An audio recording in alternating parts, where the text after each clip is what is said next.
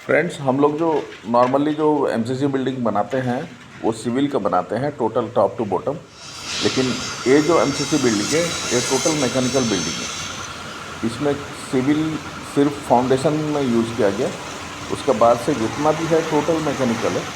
फिर बाकी जितना भी आपको डिटेल्स अगर इसका चाहिए तो कैसे क्या हुआ है आप कमेंट में पूछिएगा, ज़रूर मैं बताऊँगा।